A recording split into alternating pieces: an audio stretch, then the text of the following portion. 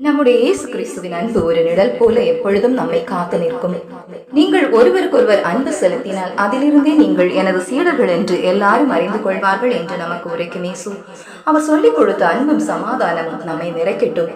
ஒருவருக்கொருவர் அன்பை காட்டி சாட்சியாக வாழ முயற்சிப்போம். அவர்தான் நம்முடைய வழிகாட்டியும் நம்மை நேசிக்கிற நித்திய தந்தையும் ஆனவர். நம் வாழ்க்கையே அவர் அன்பின் உயிரோட்டம்.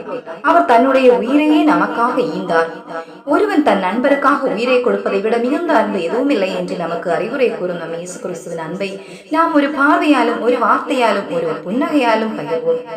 அன்பின் பரலோக பிதாவே, இன்றைய நாளில் உம்முடைய மகன் இயேசு கிறிஸ்துவின் அன்பை நாங்கள் நினைவு கூறுகிறோம் அப்பா.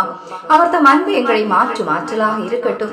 மனித அன்பு தேவைப்படாத இடங்களில் உங்கள் பரிசுத்த அன்பு எங்கள் இதயத்தில் வெளிப்பட கற்றுத்தாருங்கள் அப்பா.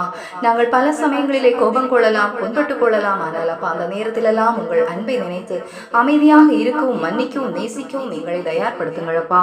எங்கள் வார்த்தைகளால் செயல்களால் உங்கள் அன்பை வெளிக்காட்ட செய்யுங்கள் ஆண்டவரே. உங்களுடைய கண்களின் வழியாக உலகை பார்க்க நாங்கள் ஆசைப்படுகிறோம் ஆண்டவரே. எங்கள் ஜெபம் கேட்கப்படுகின்றதற்காக நன்றி ஆண்டவரே. மீட்பெரும் இரட்சகருமாய் இருக்கிற இயேசு கிறிஸ்து நாமத்தில் ஜெபத்தை ஏற்றுக்கொள்ளும் அன்பின் தந்தையே, ஆமென்.